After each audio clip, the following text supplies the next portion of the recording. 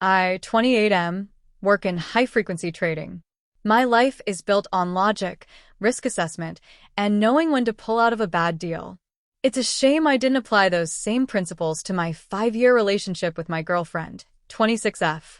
We lived in a condo I bought 3 years ago. I paid for everything: the mortgage, the utilities, her car insurance, and most of her creative lifestyle while she spent years finding her muse. The mess started when she began hanging out with a new crowd that treated accountability like a dirty word. One night, she came home and told me she felt suffocated by our relationship.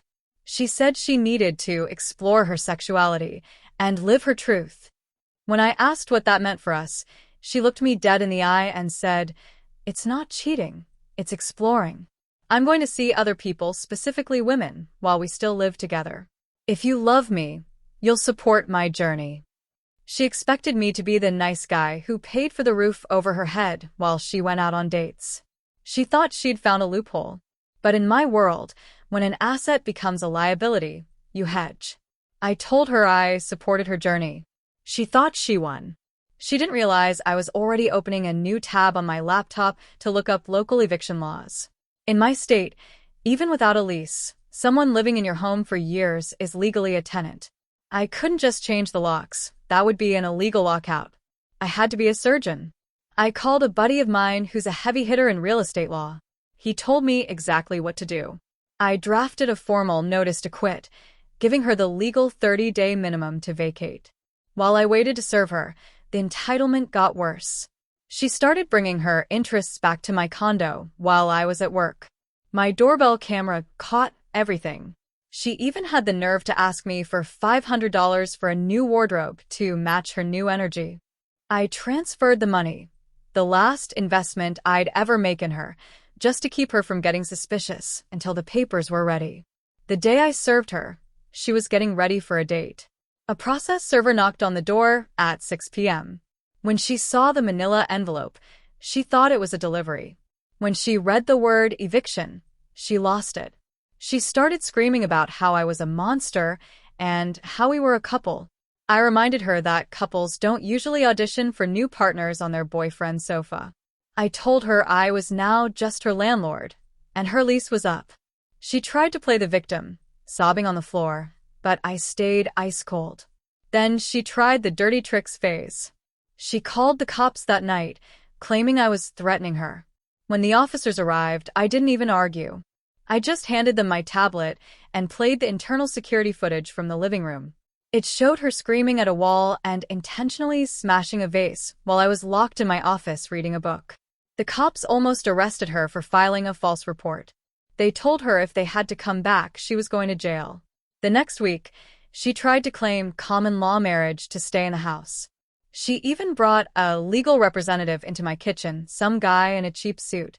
I sat them both down and showed them the guest agreement I'd had her sign 3 years ago when she moved in.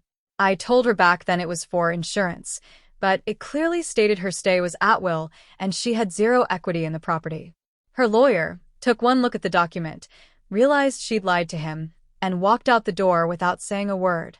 But the real twist, the thing that truly ended her, was her father. He's a retired contractor, a real bootstrap guy. He had given her $50,000 18 months ago for a digital agency. She said we were starting together. She had forged my signature on a partnership agreement to get the cash. I found the folder of flight receipts to Bali and Tulum where she'd actually spent the money. She'd been gaslighting her dad for over a year, telling him the business was booming but the profits were being reinvested. I invited her father over for brunch on the last day of her 30-day notice. I laid the folder on the table. When he saw the forged signature and the receipts for her exploration vacations, the look on his face was pure heartbreak. When my girlfriend walked into the kitchen, she found her father standing there with the evidence. He didn't yell. He just told her to pack. He told her she was moving into his basement, working 10-hour shifts at his warehouse, and every cent of her paycheck would go toward paying back that $50,000 with interest. He even made her give me the keys to the car because it was in my name and I'd paid the down payment. She walked out of my life with 3 suitcases and a cardboard box, heading straight for a basement and a life of manual labor. She's been emailing me lately, begging me to tell her dad that the money was a gift so she can stop working the warehouse shifts. I don't reply. I just forward the emails to her dad's attorney. I sold the condo for a massive profit and moved into a penthouse closer to work. My journey is going great, and the only thing I'm exploring these days is my new view of the city. If you enjoyed seeing a free spirit get grounded by a legal contract, subscribe for more stories where the math actually adds up. Would you like me to go into more detail about the specific legal documents I used to protect myself, or maybe tell you about the time her new friends tried to contact me after she moved out?